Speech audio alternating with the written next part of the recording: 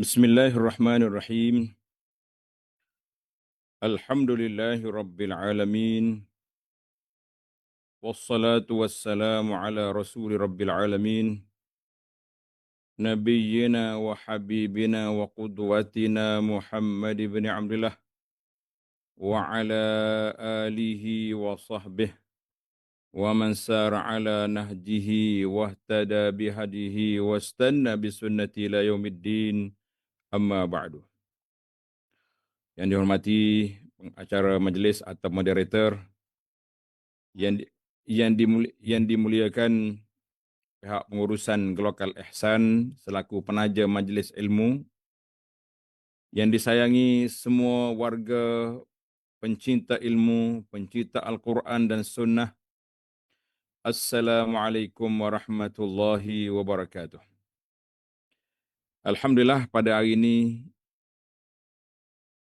30 hari bulan 7 2026 bersamaan dengan 15 Safar 1448. Kita teruskan pengajian kita dalam kitab Keindahan Islam. Kitab yang kita baca ni nama dia Keindahan Islam ataupun disebut dengan nama Mahasinul Islam. Indahnya Islam. Kalau kita nak belajar Islam itu indahnya di mana? Maka ini perlu kita tengok kepada kitab kita ni. Alhamdulillah. Alhamdulillah.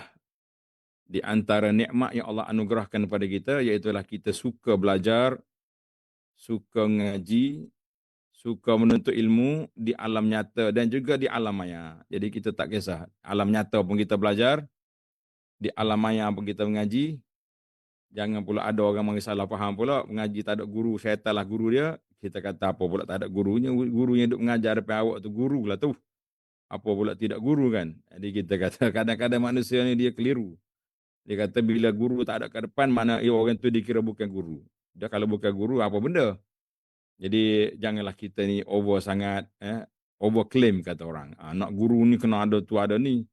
Tapi bila mari jumpa guru pula mengajar yang pelik-pelik, kita kata apa yang kelebihan dia. Kalau dia mengajar benda yang tidak syar'i, yang tidak diajarkan oleh baginda Nabi sallallahu alaihi wasallam, maka kita mengatakan apa kelebihan guru yang kita belajar kalau itulah standard ataupun label dia.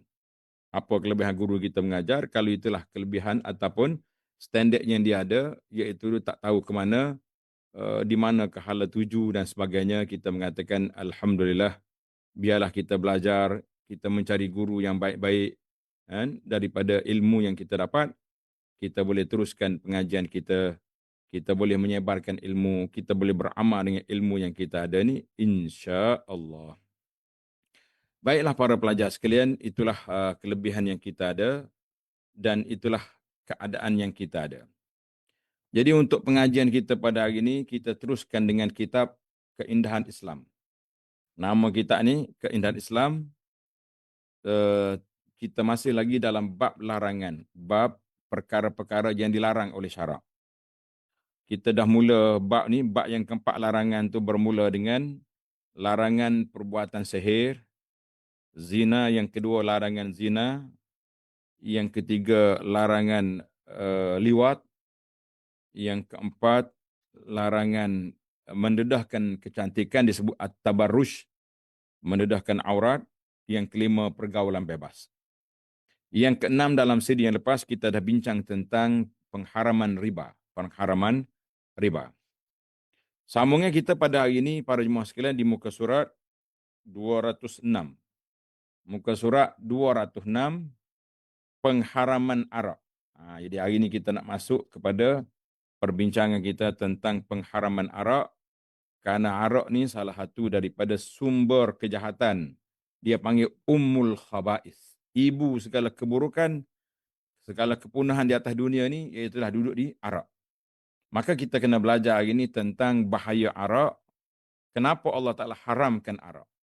Yang kita nak tahu ni, kenapa Allah Ta'ala haramkan arak? Orang kata, apa arak tu haram? Sedangkan orang suka je minum.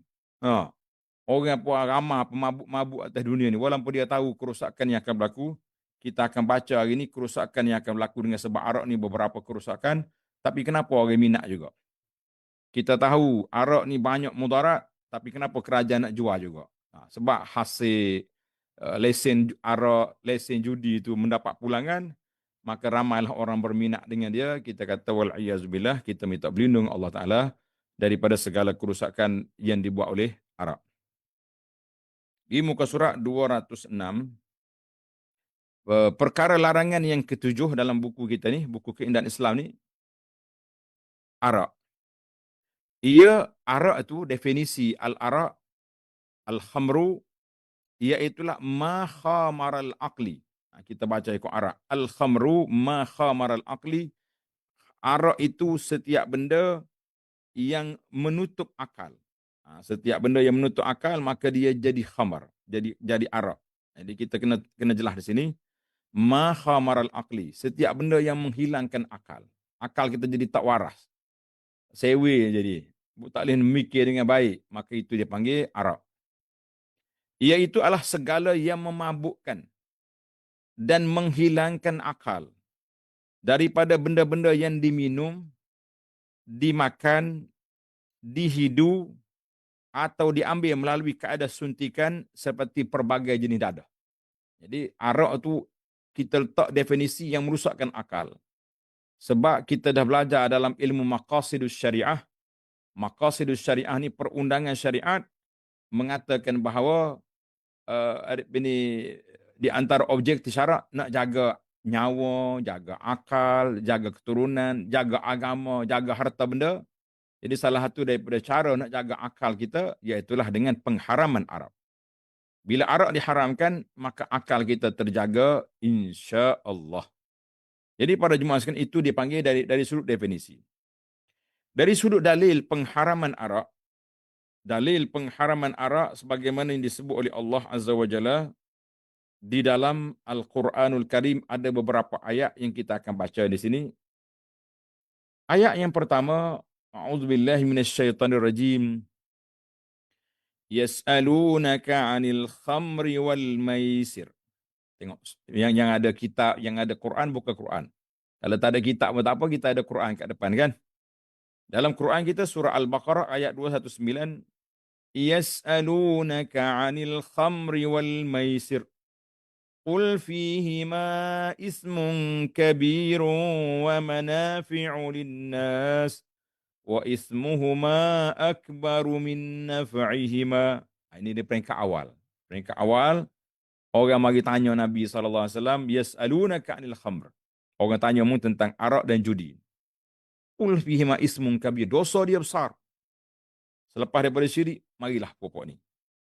Wa manafi'u linnas, tapi adalah manfaat dianya, tenang jiwa lah dia kata. Dari sudut perniagaan pun dia jual arak boleh untung. Tapi keuntungan itu keuntungan yang kecil nak banding dengan mudarat yang besar. Maka Allah kata wa ismuhuma akbaru min naf'ima, mudarat dia lebih besar daripada manfaat dia. Ingat balik. Mudarat dia lebih besar daripada manfaat dia. Maka kita jangan pedulilah kepada manfaat yang sedikit itu. Manfaat sedikit jangan peduli. Sebab manfaat dia sangat sedikit, nak banding dengan dosa dia, mudarat dia sangat besar. Jadi insya-Allah dalam perbincangan kita ni, saya akan bawa kepada kita semua, para pelajar, iaitulah tentang mudaratnya al-khamar, mengikut agama, mengikut ekonomi, mengikut kesihatan, dan apa lagi maklumat yang kita dapat, insya-Allah kita akan kemukakan kepada para jemaah sekalian biiznillah azza wa jalla. Kemudian datang ayat ada di dalam kitab kita ada ni. Ya ayyuhallazina amanu innamal khamru wal maisiru wal ansabu wal azlamu rijsum min amali syaitan fajtanibuhu la'allakum tuflihun. Wahai orang-orang yang beriman, sesungguhnya meminum khamar, minum arak, berjudi, ansab, berkorban untuk berhala, wal azlam, mengundi nasib, tilik nasib. Sekarang ni orang jahiliah dulu, dia tilik nasib dengan panah dia, dicampak. Kalau panah tu lentang gini-gini, macam adalah bacaan dia, yang ni tak elok, yang ni elok, yang ni boleh buat, ni tak boleh buat. Itu dia panggil azlam. Ingat dah? Biasa kalau orang Melayu nama dia azlan dengan nun, n. Ni yang tilik nasib ni azlam. Jangan salah tulis nama anak tu. Jangan gitu nama Muhammad Azlam pula, Muhammad Tilik Nasib pula. Nanya ke anak kita. Kena hati-hati tuan-tuan, nama-nama dalam Quran ni bukan semua boleh dibuat, dia boleh buat nama. Ada nama yang baik, ada yang nama yang tidak elok, tidak sesuai dijadikan nama. Jangan. Rijsun. Allah kata najis, kotor, perbuatan yang keji. Min amali syaitan, termasuk perbuatan syaitan. Fajtanibuhu, maka jauhilah perbuatan-perbuatan itu. La'allakum tuflihun, agar kamu mendapat keberuntungan, dapat kejayaan, dapat kemenangan. Surah Al-Ma'idah ayat 90. Jadi ini di antara ayat yang Allah Taala sebut tentang pengharaman arak. Maka dalam ayat 90. Ayat 91, jadi ayat ni kena tambah. Ada kisah dia. Kalau kita lengkapkan bacaan, tak apa, dalam buku kita dia nak ringkas je. Tapi dalam syarah kita ni kita lengkapkan. Sebagai pengusaha untuk terjemahkan buku ni, patutnya kita tambah lagi lah beberapa perkara yang boleh melengkapkan. Tapi kalau tak tambah dengan tulisan, kita tambah dengan huraian. Alhamdulillah ramai sahabat-sahabat yang telah menggunakan buku ni untuk dijadikan teks ataupun silibus kuliah-kuliah mereka. Jadi eloklah ambil syarah dia ni untuk ditambahkan. Jadi ayat 91, innama yuridu syaitanu an yuqi'a bainakumul adawata wal baghdha'a fil khamri wal maisir wa yasuddakum an zikrillahi wa anis salati fahal antum muntahun. Sesungguhnya syaitan itu nak timpakan ke atas kamu permusuhan. Dia nak lagakan kita dan perbalahan tentang arak dengan judi ni. Jadi dengan sebab arak orang berkelahi. Dia mabuk, dia berkelahi. Sekarang ni kita tengok dalam berita, kejap-kejap ada pemandu mabuk. Melanggar orang sana sini, mati bergelimpangan. Nah, orang berhenti di trafik light, lampu merah, dia langgar. Orang duduk berjalan elok-elok di lorong kita, dia masuk lorong orang. Macam-macam. Dia orang mabuk ni hilang akal. Dia orang gila lebih kurang. Tapi orang gila dia tak ada taklif. Rufi al-qalam, diangkat qalam al-majnun. Tapi orang mabuk tidak diangkat. Walaupun otaknya, akalnya tak jadi, sebab kerusakan dia yang buat, bukan asli yang jadi. Ingat molek ni. Maka Allah Ta'ala sebut, dia ni nak suruh kita, nak laga-lagakan kita, wa yasuddakum an zikrillah, nak sekat kamu daripada mengingati Allah, daripada salat, fahal antum muntahun, adakah kamu semua bersedia untuk berhenti? Dalam kitab tafsir kata, apabila turun ayat ini, fahal antum muntahun, para sahabat, di antaranya yang paling besar sekali Sayyidina Umar, terus respon, intahaina, intahaina, intahaina. Kami berhenti, kami berhenti, kami berhenti. Dikata di para sahabat ketika itu nampak tempayan-tempayan arak dipecahkan di lorong-lorong di Madinah. Arak-arak dicuah, ditunggang, ditumpahkan di lorong-lorong Madinah ni sebab apa? Sebab intahaina, kami dah berhenti daripada perbuatan yang buruk, yang jahat ini. Jadi alhamdulillah para jemaah sekalian, itulah yang disebut oleh Allah Azza wa Jalla dan telah direspon oleh para sahabat, fahal antum muntahu, qalu intahaina, intahaina. Kami berhenti. Dan botol-botol arak telah arak-arak semuanya telah dicuah, telah dibuang, bekas arak pun dipecahkan. Bila orang tanya dia kenapa pecah bekas, bekas boleh buat benda lain, boleh basuh je. Basuh nanti boleh, lah dia kata tengok bekas, ingat isi. Allahu Akbar. Betapa sinonimnya masyarakat jahiliyah dulu dengan arak, dan nak pengharaman arak ni 3 kali Allah Ta'ala turun ayat, barulah sampai ayat kepada kita, rijsum min amali syaitan fantahu. Itu dia panggil cara syariat Islam ini anjal. Dia didik masyarakat dengan cara yang begitu lunak. Kalaulah ayat pertama turun terus haram arak, berat bagi para sahabat nak menerimanya, maka dia turun berperingkat-peringkat. Orang Kelantan kata koho-koho, supaya boleh dilakukan. Jadi begitulah keadaannya. Allahul Musta'an. Allah Ta'ala lah bantu kita semua untuk menyelesaikan masalah yang besar ini. Alhamdulillah. Baiklah para jemaah sekalian. Itu ayat tentang pengharaman arak. kita nak pergi kepada hadis.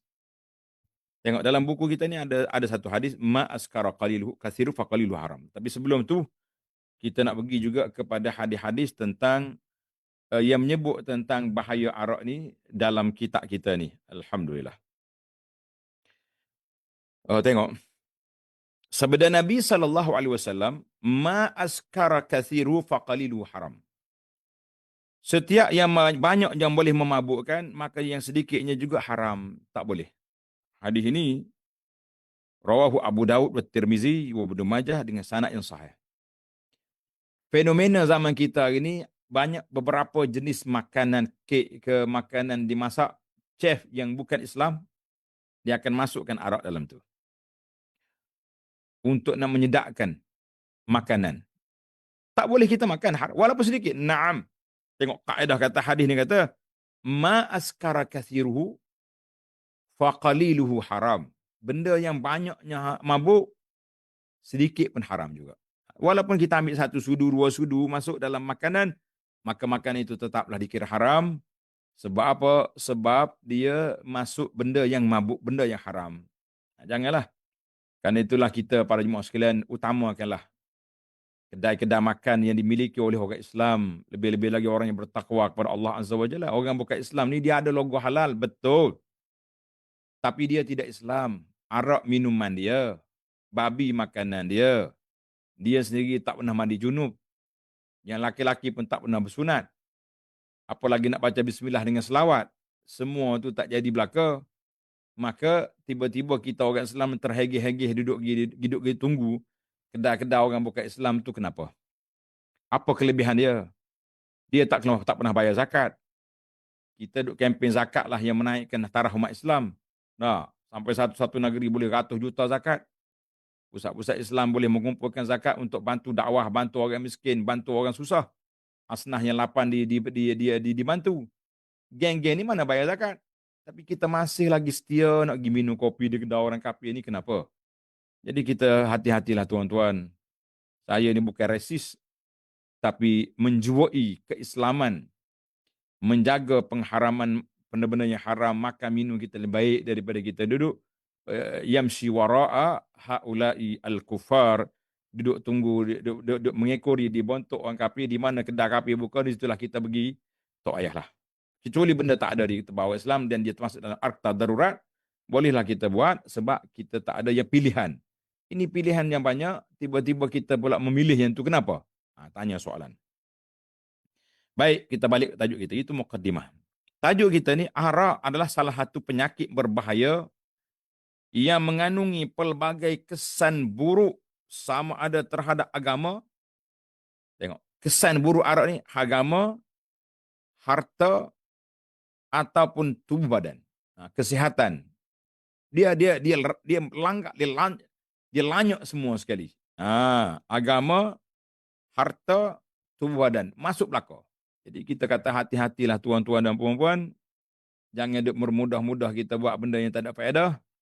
Kalau benda itu diharamkan oleh Allah, pasti ada hikmat pengharaman. Tuhan tak haram suka-suka ya. Saja ya haram dah. Kalau benda itu elok kepada kita, elok pada agama, tubuh badan kita, pada masyarakat, pasti ianya akan digalakkan. Tapi kalau benda itu tak elok, pasti ia akan dilarang. Baik, arak adalah salah satu penyakit berbahaya yang mengandungi pelbagai kesan buruk sama ada terhadap agama, harta, ataupun tubuh badan. Baik, kita ambil yang pertama dulu.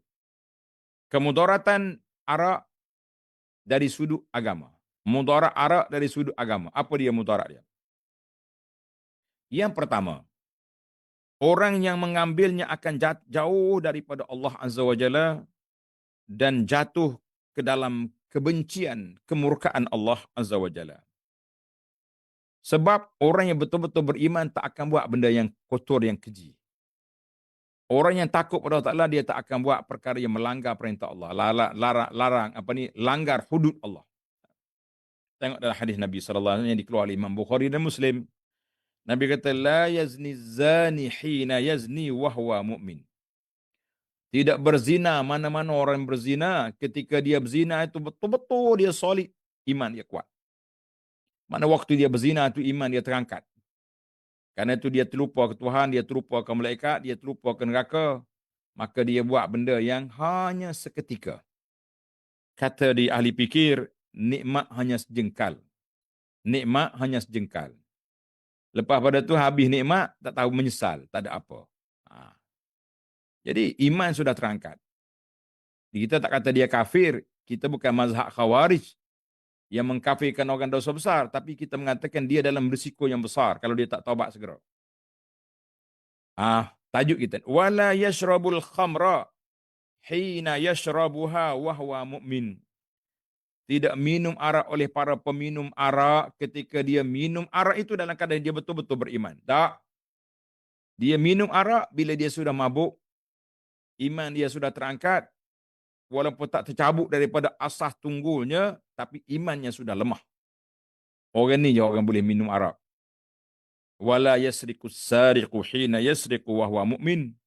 Tidak mencuri seorang pencuri kalau dia benar-benar di dalam iman kepada Allah Azza wa Jalla. Ini dia panggil implikasi dia terhadap agama. Mana orang ni iman dia sudah lemah, iman dia hampir-hampir terangkat atau tercabut, walaupun tak tercabut total daripada akar umbi, tidaklah kita kata orang ni murtad sebab dia masih lagi ada asasul iman, tapi sudah lemah dia ni. Lembek tak bermaya dah kata orang. Jangan hati-hati. Andainya dia mati dalam keadaan sedang meminumnya, andainya dia mati dalam keadaan sedang meminumnya, apa jadi? Maka Allah telah menjanjikan balasan azab yang sangat pedih kepada orang minum arak. Tengok ni. Dalam hadis Nabi yang diriwayatkan oleh Imam Muslim, hadis sahih, man mata wa huwa yashrabul khamra, siapa dia mati dalam keadaan dia beramal dengan minum arak. Dia minum arak, dia mati. Ataupun dia tak mati masa tu, tapi dia mati dalam suasana tak taubat daripada arak itu. Mungkin dia minum malam tadi, masuk hospital tak taubat, lepas mati. Bukan kata on the spot lah, mati selalu. Minum arak kat kof. Jangan salah faham. Kana haqqan 'ala Allah an yasqiyahu min tinatil khabal usarati ahli nar. Sesiapa mati dalam keadaan dia meminum arak tak taubat, maka Allah akan memberinya minuman daripada nanah penduduk neraka. Na'uzubillah. Kita tengok nanah ni pun jijik, cemar, kotor, keji, entah ke mana dah. Tapi orang yang minum arak akan dituang ke dalam mulutnya, apa dia? Usarati ahli nar, nanah ahli neraka. Dengar pun takut. Na'udzubillah, kita minta berlindung dengan Allah Ta'ala. Itu dari sudut agamanya banyak masalah. Janji-janji yang cukup dahsyat. Janji yang cukup dahsyat yang disebut oleh Allah Azza wa Jalla, disebut oleh baginda Nabi sallallahu alaihi wasallam. Jangan duk main-main, jangan duk berani-berani. Dua dalam masalah agama ini, iaitulah yang kedua, sesungguhnya arak adalah penghalang daripada solat. Nak solat apa kalau dah mabuk? Tak solat dah buat ni, orang tak mabuk beramai yang tak solat. Orang mabuk nak solat, jangan haraplah. Kerana orang yang mengambil arak telah kehilangan akal ataupun lemah kesedarannya, maka tidak sah solat dirinya. Kalau dia semaya masa itulah tak sah. Bahkan dia sendiri tidak dapat memahaminya. Tak tahu apa rakaat mabuk. Kerana inilah Allah Ta'ala telah berfirman, Ya ayyuhalladzina amanu la taqrabus salata wa antum sukar hatta ta'lamu ma taqulun. Wahai orang-orang beriman, janganlah kamu salat di saat kamu sedang mabuk, sehingga kamu pulih balik, tahu apa yang kamu baca. Ini peringkat awal Islam. Sebelum turun Rijsun fantahu tadi. Bila turun ayat ni, tak ada lagi lah. Ini peringkat awal dulu, peringkat orang panggil on off. Haram ketika solat. Kalau dah lepas solat Isya, dah lambat lagi nak subuh, minumlah arak. Togoklah arak. Orang Kelantan kata togok, mana minumlah arak. Nanti dekat dah subuh, dah pulih dah. Bolehlah solat. Jadi itu dia panggil peringkat awalnya begitu. Tetapi bila turun ayat Quran tadi, tak boleh. Jadi cerita ayat la taqrabus salat ni, mana di peringkat awal, orang masih lagi diberi ruang untuk minum arak. Sebelum total pengharaman. Jadi ada sahabat Nabi pergi minum arak, dekat nak solat. Bila dia solat, dia baca Quran. Ya qul ya ayyuhal kafirun la a'budu ma ta'budun wala antum a'abiduna ma a'bud wa ana a'budu ma ta'bud. Patutnya wa ana, aku tak sembah apa semua. Dia pergi baca wa ana a'bud, aku sembah apa yang kamu sembah. Dia sembah berhala juga. Ini syirik kalau dia sedar. Tapi dia dalam keadaan mabuk, maka Allah Ta'ala larang turun ayat Quran ni, jangan solat ketika mabuk. Jangan solat ketika mabuk, itu di peringkat awal. Baik, kita berpindah pada mudarat dari sudut keuangan. Mudarat dari sudut keuangan, dari sudut ekonominya, masalah besar. Maka kita mengatakan mudarat dari sudut keuangan, banyak mudarat-mudarat yang kita akan tengok nanti para jemaah sekalian. Arak bukan sejenis makanan yang membawa manfaat. Tak ada manfaat, dia mabuk ada. Bukan juga minuman yang memberi faedah. Tu orang duk minum. Minum gitulah, dia rasa dia happy lah, kononnya dia rasa dia tenang lah. Tengoklah orang-orang yang mabuk tu. Kadang-kadang ni orang besar-besar, patutnya orang besar-besar negara, yang menunjukkan dia selalu mabuk tu tak layak lah. Dia jadi ketua besar, jadi menteri ke, apalagi kalau jadi menteri pelancongan. Dia nak pimpin orang, ajak masuk ke dalam negara kita dengan baik-baik, dengan sopan. Ni tidak, kita ajak mari buat botol arak, ajak mari buat pesta tu pesta ni, festival tu festival ni, nak ajak orang supaya mabuk. Bergerak tahu orang mabuk ni. Nanti saya baca hadis. 10 orang dilaknat dengan sebab mabuk. Dengan sebab arak ni. Tengok. Bahkan ia dikira sebagai minuman kotor yang memberi kemudaratan. Kotor memberi kemudaratan.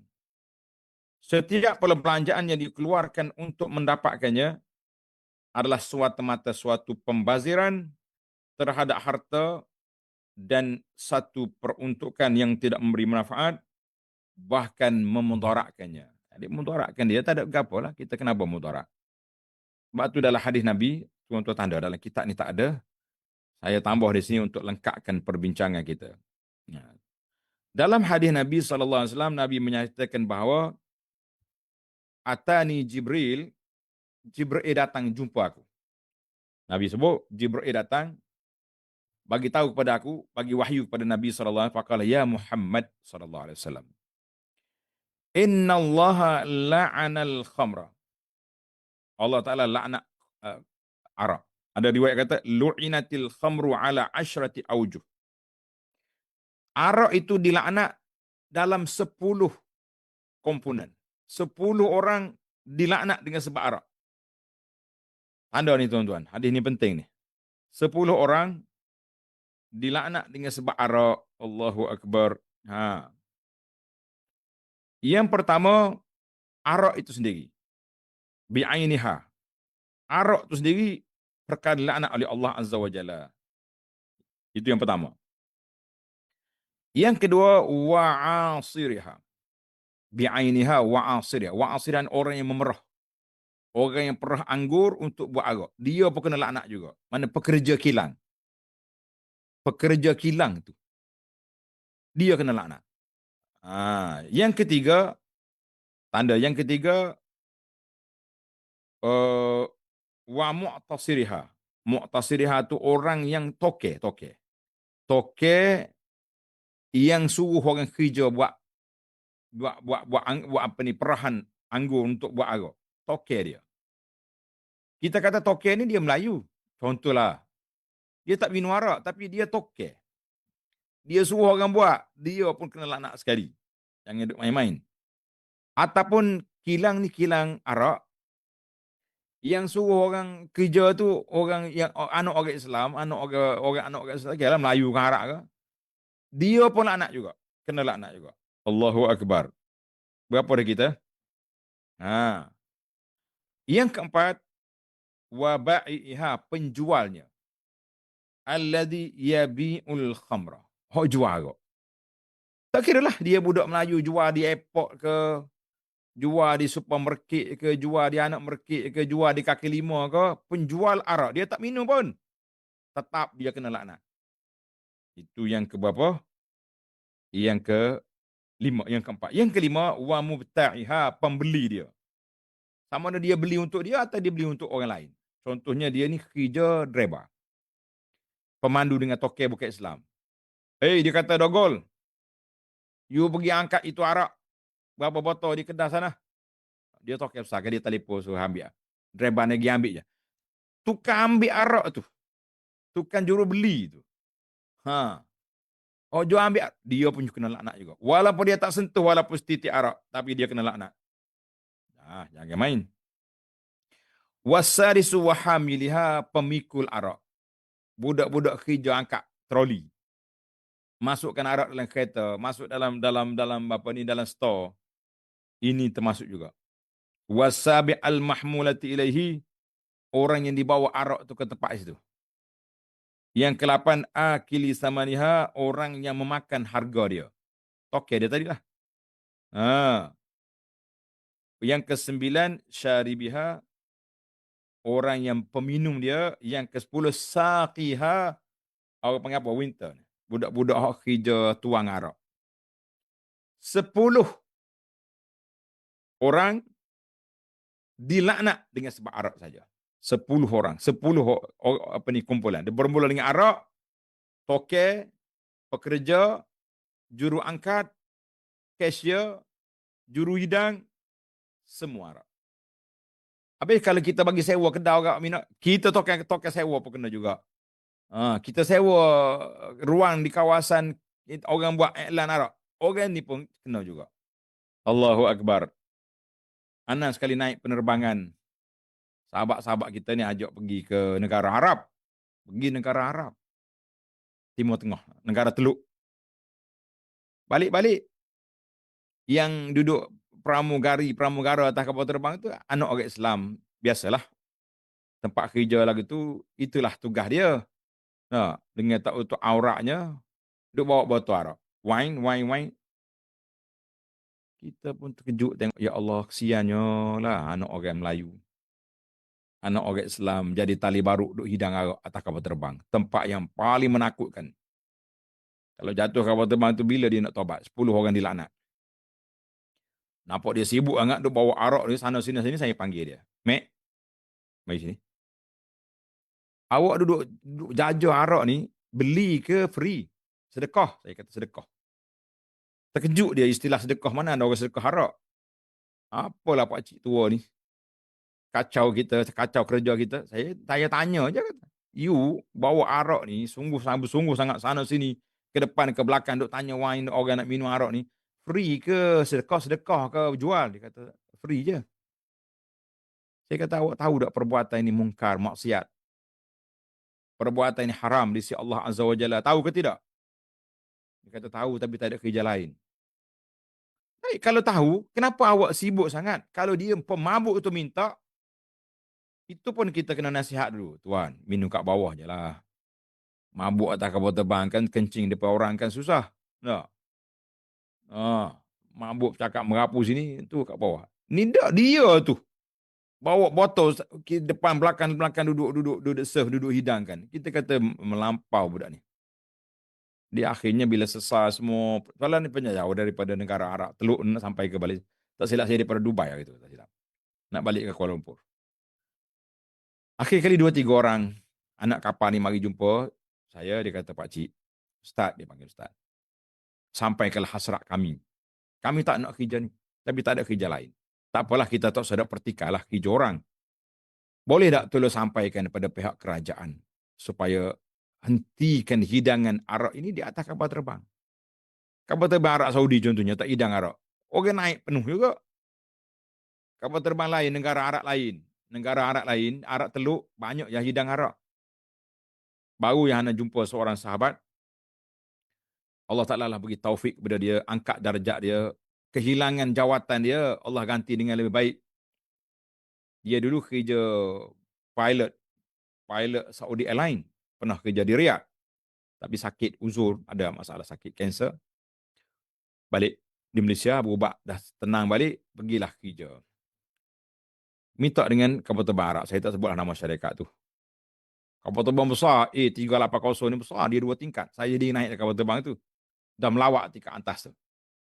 Jadi waktu dia nak habis training, nak habis dalam 2 minggu je lagi, dia dibawa oleh pegawai tinggi dia supaya melawat kapal terbang di komponen ini VIP, ini business, ini first class, ini semua ni.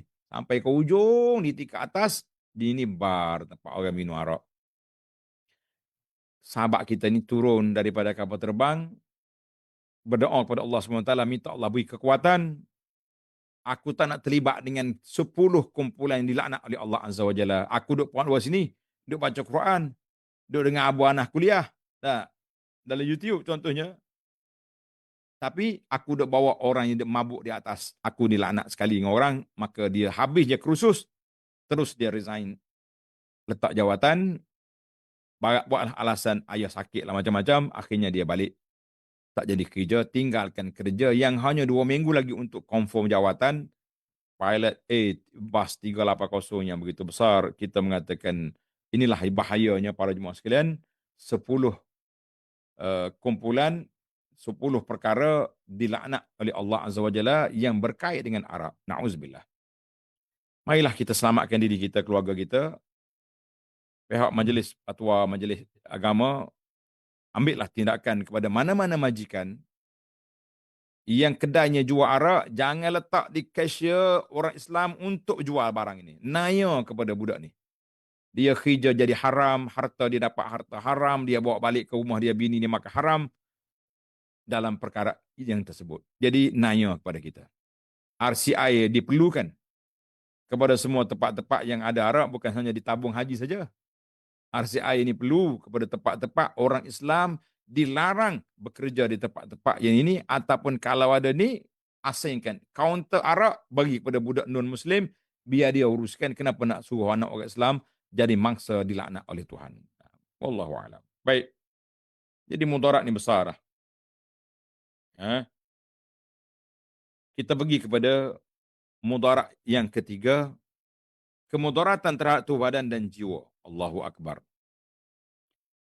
Sebagaimana yang telah kami jelaskan sebelum ini, arak adalah satu penyakit dan racun. Pengambilannya menjadi punca kepada banyak penyakit jasmani, fikiran dan juga jiwa.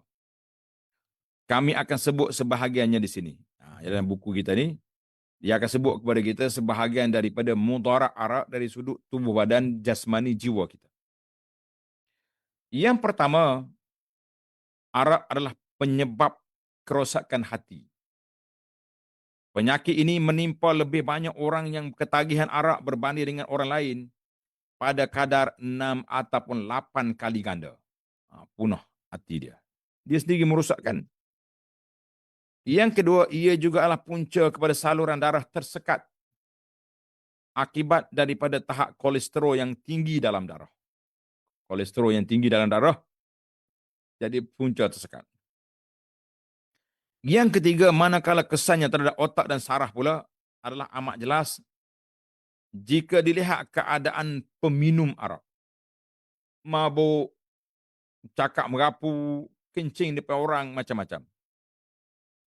Ia menyebabkan seseorang tidak boleh mengimbangi kata-kata, perbuatan dan pergerakannya.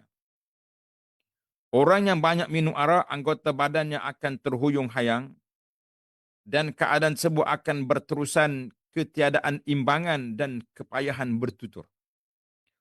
Ana pergi ceramah di satu tempat ni tempat orang besar lah. Jadi kita pergi ceramah. Dia kata, Abu Anas, dewan tempat kita duduk ni dulu, sebelum berlakunya islamisasi kesedaran masyarakat, pegawai-pegawai yang tinggi ni tentang arak, di sini kalau ada parti majlis, sinilah mabuk.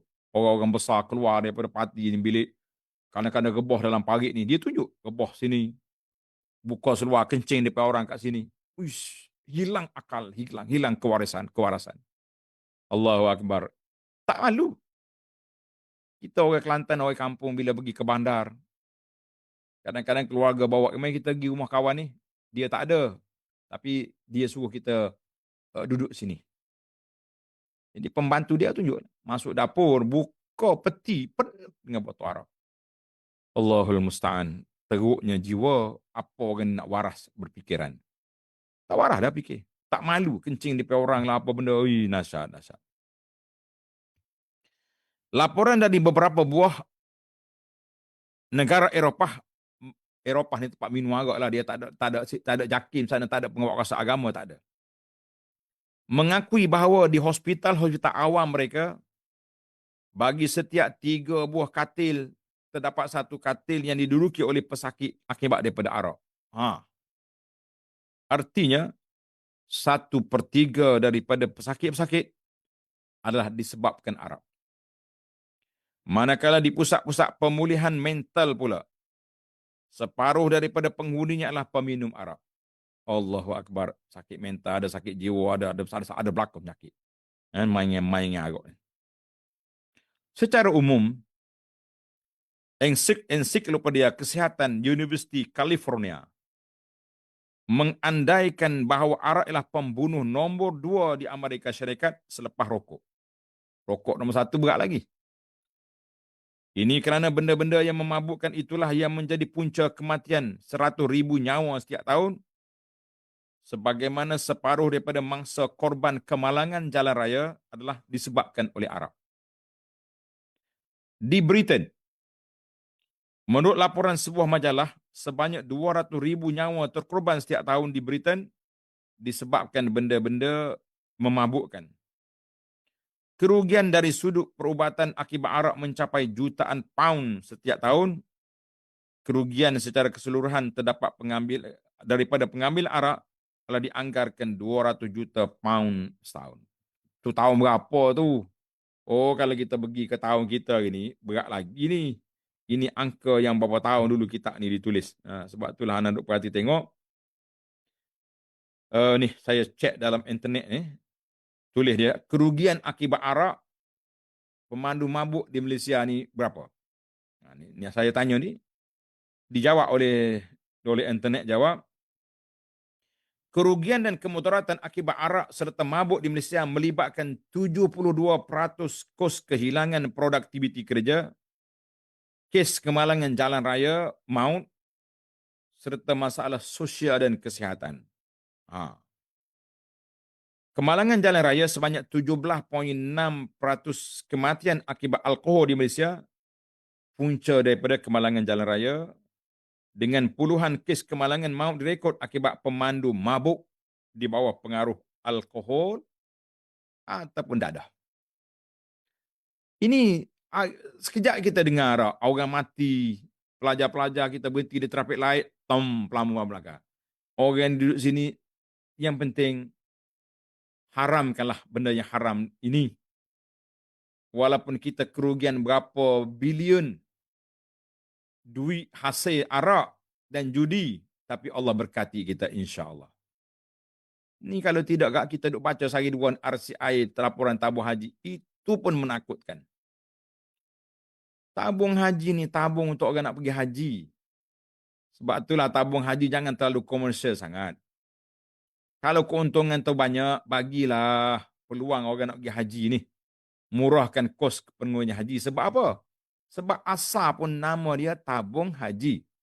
Orang menabung untuk naik haji. Keuntungannya ada. Dia beri pada jemaah. Dia kata jemaah haji kaya. Kaya apa sekali tu ya kita beri. Kali yang pertama je subsidi. Kali yang kedua, yang ketiga, awak bayar penuh lah. Apa pula jadi masalah? Nak komersial sangat. Ni ada cadangan kononnya. Kalau tak ada 15,000, tak naik nama dia. Tak boleh masuk dalam queue pilihan untuk pergi haji. Bayangkan 15,000 dia letak. Berapa tahun dia kena tunggu? Berapa banyak tabung haji nak boleh guna? Oi, jangan. Kita undur balik. Kita bukan tajuk ulasan RCI tabung haji. Ini ulasan tentang berapa banyak kerugian kerajaan tentang ini. Kena RCI juga untuk kita hapuskan arak. Pemabuk-mabuk arak, jangan duk bising dalam parlimen, jangan duk bising dalam media sosial. Nah, tak tengok orang mati begitu banyak. Dia kata tak ramai mana mati. Sikit je. Habis nak tunggu ramai mana lagi mati. Ini punya kerja banyak. Kesihatan dan masalah sosial. menyebabkan gangguan fungsi tubuh, risiko penyakit berbahaya serta bercetuskan kekerasan rumah tangga dan keruntuhan. Sama ya, lebih kurang dalam buku kita ni. Jadi kita ringkaskan masa, kita baca dalam kitab kita lah. Alhamdulillah. Yang keempat, kemudaratan dari aspek kemasyarakatan dan keselamatan. Arak menjadikan seorang kehilangan akal yang boleh membezakan apabila akalnya telah tertutup. Bila akal dia ditutup dengan arak, dia panggil khamru, ma khamar al-aqli, akal telah tertutup. Dengan sebab arak, maka segala tingkah laku dan tindak tanduknya tidak lagi terkawal. Tiada kewarasan dan tiada perasaan. Sebab itulah arak menjadi ummul khaba'is, ibu segala kejahatan. Duduk di arak. Arak menjadi punca utama kes-kes perceraian. Ia juga adalah punca utama kepada kes-kes penderaan isteri dan anak-anak. Kadang-kadang isteri dan anak-anak kepada peminum arak berasa bimbang, diancam dengan pukulan kerana dia tidak mampu untuk menilai setiap sesuatu dengan sebenarnya. Dia juga tidak mampu mengawal perasaan perilakunya. Arak juga adalah punca kepada pelbagai kejadian jenayah seperti bunuh dan rogol. Sering terjadi seorang pemabuk membunuh anak-anak dan isterinya dan kadang-kala membunuh diri. Ini semua adalah kesan daripada alkohol ataupun arak. Allahu Akbar. Arak juga menjadikan keluarga si mabuk dalam keadaan ketakutan dan yang amat takut. Seseorang yang sering mabuk boleh menjadi punca. Anak-anaknya menjadi terseleweng dan mengasingkan diri pada orang ramai disebabkan tekanan perasaan yang dihadapi mereka di rumah ketika berhadapan dengan ayah mereka dalam keadaan mabuk. Sebuah buku bertajuk Safe Food mengatakan bahawa 1/2 daripada jenayah-jenayah yang berlaku di Britain mari daripada Arab. 1/3 daripada kemalangan jalan raya. 1/5 daripada pencabulan seksual atas kanak-kanak. 1/2 daripada korban kebakaran. 1/3 daripada kemalangan dalam rumah. Ini semua ni kajian yang dibuat oleh orang barat. Orang kafir sendiri, dia tahu mudarat arak tu. Kesemuanya adalah disebabkan arak. Betapa banyaknya kecelakaan yang disebabkan oleh arak yang dilaknat ini dan betapa banyak harta yang telah dimusnahkannya. Na'udzubillah. Baiklah, kita pergi yang terakhir. Yang kelima, kemudaratan arak dari aspek ekonomi. Sesungguhnya arak membawa pelbagai kemudaratan atas ekonomi. Jikalau pemilik-pemilik kilang arak mendapat keuntungan dengan penjualan dan permintaan tinggi terhadap arak, namun pihak yang bertanggungjawab mengenai kesihatan, sama ada pihak kerajaan atau swasta, syarikat insuran atau orang perseorangan akan mengalami kerugian yang cukup banyak dalam menghadapi kesan-kesan yang timbul akibat arak. Dan juga mudarat-mudarat yang berlaku atas orang lain serta harta benda yang disebabkan oleh kemalangan mereka yang mabuk, ia menyusahkan diri mereka sendiri dan ahli keluarganya. Kalau dia seorang yang mabuk, dia seorang tu berguling, ini kacau orang masalah. Sebuah majalah di Britain menganggarkan bahawa kerugian keuangan akibat alkohol bagi segala perubatan adalah 640 juta pound dalam setahun.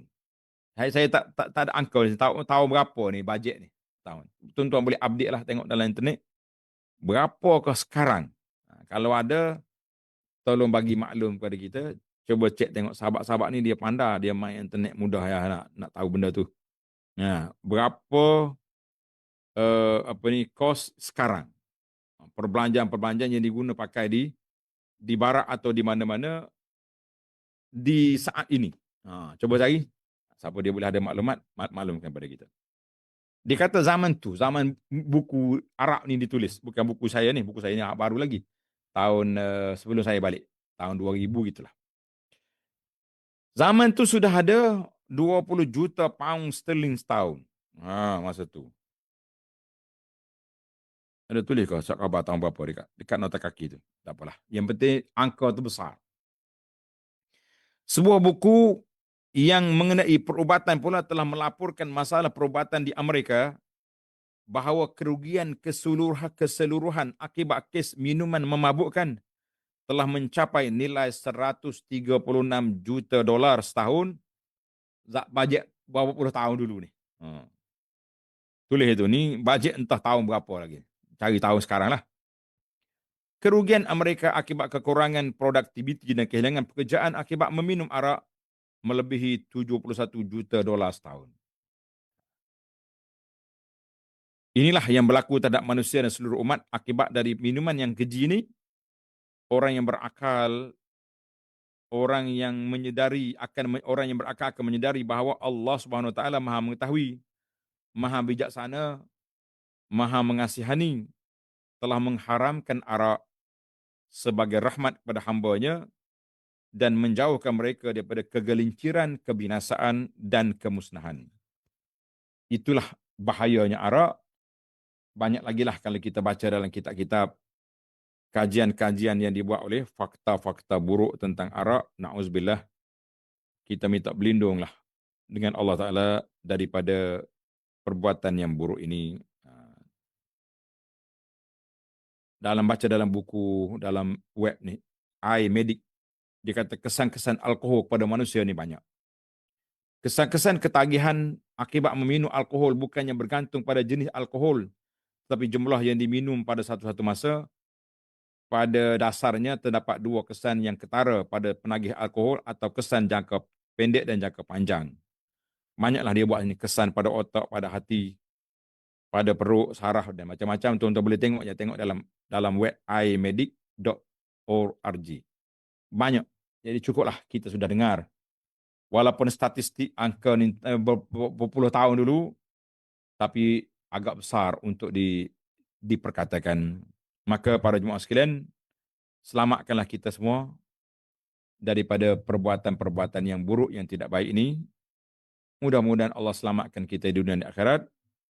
Dan kita berdoalah kepada Allah SWT supaya Allah Ta'ala jaga kita, keluarga kita, anak cucu kita daripada terjebak dengan benda mungkar ini. Baiklah, tamatlah. InsyaAllah kita akan sambung dalam siri yang akan datang. Iaitulah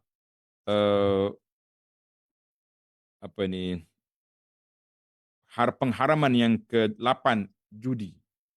Judi pula. Judi di Arab dengan judi itu dia orang panggil dekat-dekat lah. Arab dengan judi. Al-khamru wal maisir. Allah Ta'ala sebut sekali dalam Quran. Jadi insyaAllah kita sambung dalam siri yang akan datang. Subhanakallahumma wa bihamdika. Ashhadu an la ilaha illa anta astaghfiruka wa atubu ilaih. Wa sallallahu ala nabiyyina Muhammad wa ala alihi wa sahbihi ajma'in. Walhamdulillahi rabbil alamin.